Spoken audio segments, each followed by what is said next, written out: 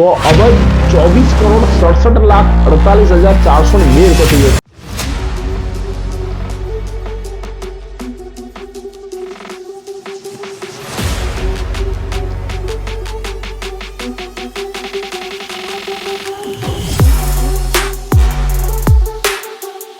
જય સ્વામિનારાયણ। રવિવારની સવારે રવિભાઈની યુટ્યુબ ચેનલ પર આપ સૌનું હાર્દિક સ્વાગત છે। એક સુવાક્યથી શરૂઆત કરીએ, સુધરી જજો નહીં તો સડી જશો। આવા સુવાક્ય વાંચવા હોય તમારે તો અમારું જીવનનું કેલેન્ડર પુસ્તક મંગાવવા માટે અમારા કોમેન્ટ બોક્સની અંદર કોમેન્ટ કરજો।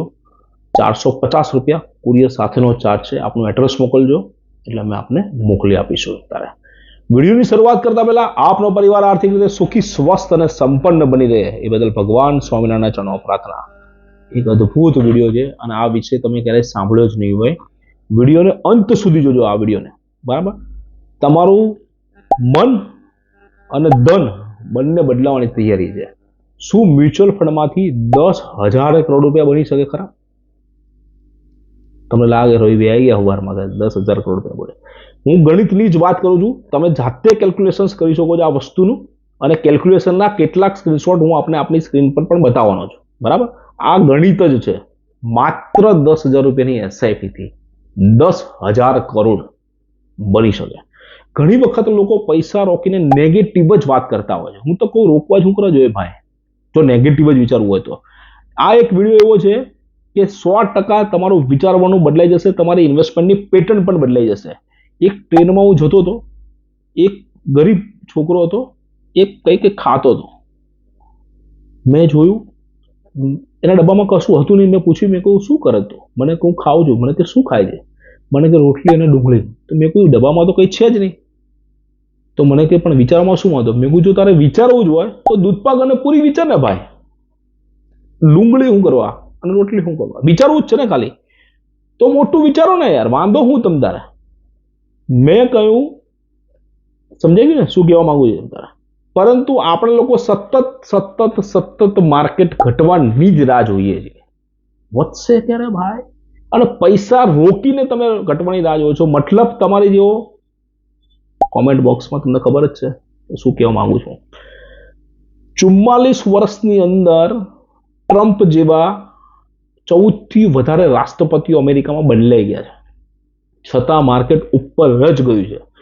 નિપોન ઇન્ડિયા ગ્રોથ ફંડની જ્યારે પણ હું વાત કરતો હોઉં ત્યારે એક ઉદાહરણથી વાત કરું છું। મારું કોઈ એવું બાઇંગ નથી કે તમે આ જ ફંડ ખરીદો, પણ બધા જ ફંડ આવા પરફોર્મ કરશે એ પાક્કી ગેરંટી છે। નિપોન ઇન્ડિયા ગ્રોથ ફંડની અંદર ઓક્ટોબર 1995માં જો તમે 10,000 રૂપિયાની એસઆઈપી કરી હોય તો 23,34,60,000 રૂપિયાની એની અંદાજિત કિંમત હતી। માર્ચ 2025 સુધીનો આ ડેટા છે। 22.18% રિટર્ન જનરેટ કર્યું હતું। 22.18% રિટર્ન, બરાબર। અને જો બીજા કોઈ ફંડ પણ આપી શકે છે, એવું નથી કે નહીં આપી શકે, પણ ફક્ત 12% રિટર્નની જ તમે વાત કરો છો, ફક્ત 12% રિટર્નની વાત કરો છો, બરાબર। સાઈડની અંદર તમને કેલ્ક્યુલેશન્સ દેખાઈ રહ્યું છે, એ કેલ્ક્યુલેશન્સને પણ સમજો। હું એવું કહું છું કે પોઝિટિવ વિચારો ને યાર। કેમ 22.18% રિટર્ન ફરી વખત ના આવે યાર? કેમ ના આવે? આવે તો શું થાય? આવતા 30 વર્ષ પછી પણ જો 22.18% રિટર્ન એને મેન્ટેન કરી દીધું તો તમારા પૈસા 100 અબજ 24,67,48,402 રૂપિયા થઈ જશે। આ ગણિતનું કેલ્ક્યુલેશન છે ને, કેલ્ક્યુલેટરમાં જ આવે છે આ વસ્તુ। ખાલી બીજા 30 વર્ષ રાહ જોવાનું, 60 વર્ષની વાત કરીને। અને જો ફક્ત 1% રિટર્ન વધી ગયું, કારણ કે 30 વર્ષ પહેલા ભારત મજબૂત નહોતું, હવે ભારત મજબૂત સ્થિતિની અંદર આવી ગયું છે। 1% રિટર્ન ખાલી ચેન્જ થયું ને, તો એ જે 100 અબજના છે ને 158 અબજ રૂપિયા થઈ જશે। માત્ર 10,000 રૂપિયાની એસઆઈપી ચાલુ રાખવાની વાત કરું છું। ઘણા એવું કહેશે, કોમેન્ટ બોક્સમાં લખશે કે ભાઈ 60 વર્ષ કોને જોયા છે? અલા પણ 10,000ની સામે જ નજર છે। હું ખાલી 10,000 રૂપિયા રોકવાની વાત કરું, બાકી બધા વાપી નાખો, પૂરા કરી નાખો। અને જો નો રોકવાય તો તમારો પ્રશ્ન છે ભાઈ, તમારા પૈસા છે।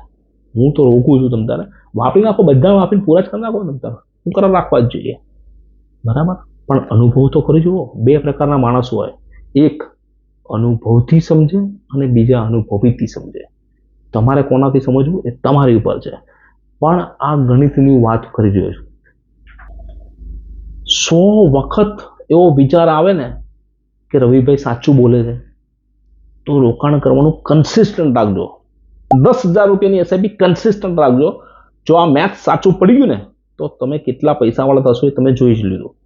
લમસમની વાત તો હજી મેં કરી જ નથી. ફક્ત 10 લાખ રૂપિયા 30 વર્ષ પહેલા આ ફંડમાં કોઈ રોક્યા હોય તો 40 કરોડથી પણ વધારે પૈસા થઈ ગયા છે. 40 કરોડથી પણ વધારે. કેટલા? 40 કરોડથી વધારે. અને બીજા 30 વર્ષ આ જ રિટર્ન જનરેટ કરી દીધું એને. 60 વર્ષ સુધી જો આ જ પૈસા તમે રોકી રાખ્યા એની અંદર તો 165 અબજ 96 કરોડ રૂપિયા થાય છે. 22% રિટર્ન કાઉન્ટ કર્યું છે. ભલે કોઈ એવું કહેતો હોય કે ભાઈ 12% જ રિટર્ન આવશે, એટલે પણ ભૂતકાળની અંદર 30 વર્ષ પહેલા બી 12% જ નહીં. લોકો તો ગભરાતા હતા ત્યારે તો કે ના આવે. આવ્યું ને 22%. અને આવ્યું તો શું એમ, ના આવ્યો છોડ દો, આવ્યું તો શું એમ, આટલા પૈસા થશે. આ મેથ્સ છે, આ કોઈ મ્યુચ્યુઅલ ફંડ અથવા સ્ટોક માર્કેટની વાત જ નથી. આ ગણિત છે, આ કમ્પાઉન્ડિંગ ઇન્ટરેસ્ટનો પાવર છે. કેટલા બધા પૈસા ત્યાં.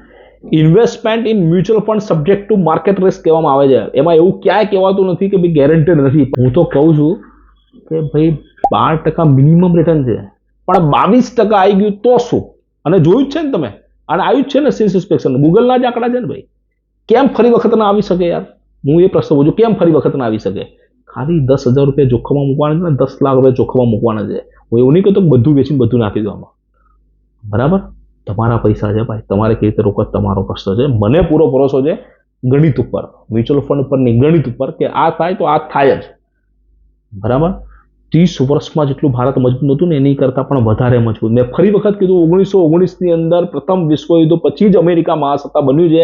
એની પહેલા અમેરિકાને કોઈ ઓળખતું નહોતું. ભારત પણ અમેરિકા બની શકે. અમેરિકા ભારત બનવા માટે પ્રયત્ન ના કરતું હોય, ભારત અમેરિકા બનવા માટે પ્રયત્ન કરતું હોય. આપણા હાથમાં છે આપણે કેટલું રોકાણ કરવું, કેટલું જાળવી રાખવું, આપણા હાથમાં છે. બરાબર? વિડીયો સારો લાગ્યો હોય ને તો આ ગ્રુપની અંદર એટલો શેર કરજો કે લોકોને ખબર પડે કે કમ્પાઉન્ડિંગ ઇન્ટરેસ્ટનો પાવર શું છે ને કેટલા પૈસા મળી શકે આની અંદરથી. કોમેન્ટ કરજો, શેર કરજો, અને કેવો લાગ્યો વિડીયો એ પણ જણાવજો. અને અમારું ગોલ્ડ અને સિલ્વર પેકેજ જાણવું હોય તો અમારા કોમેન્ટ બોક્સની અંદર કોમેન્ટ કરીને ગોલ્ડ અને સિલ્વર લખજો. અમે 100% આપને અમારું પેકેજ જણાવીશું. જય સ્વામિનારાયણ.